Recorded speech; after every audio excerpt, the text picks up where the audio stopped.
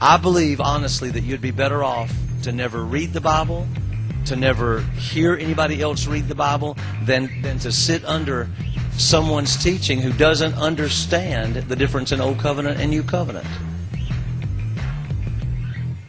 Jesus came here as a representative of God, and He stood as a high priest representing man to God and God to man. And when Jesus hung on the cross and said, "It is finished," He spoke of the Old Covenant. He spoke of the way that God dealt with mankind. He spoke of a system that was now over, a system in which man was separated from God through Adam's sin, and now restored to God through the obedience of Christ. Go and read Romans 5 for your homework this week. It was through one man's disobedience that we all became sinners. And it was by the obedience of one that we all became righteous. God paid the penalty for sin. And God doesn't accept or reject you according to your behavior. We are accepted in the Beloved. We're accepted because of what Jesus did. God has an arsenal of weapons. He has an arsenal of blessings. He has a bountiful harvest that He's already given to each one of you. And He's placed everything that you ever need the rest of your life is already on the inside of you.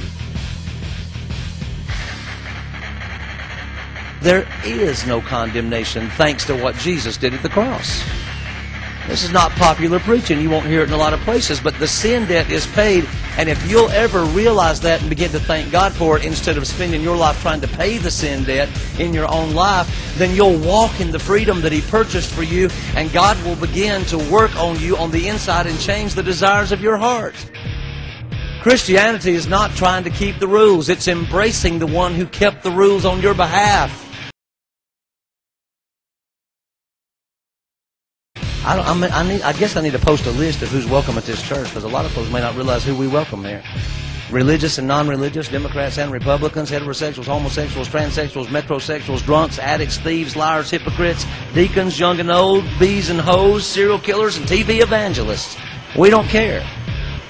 If you're breathing, we'll take you.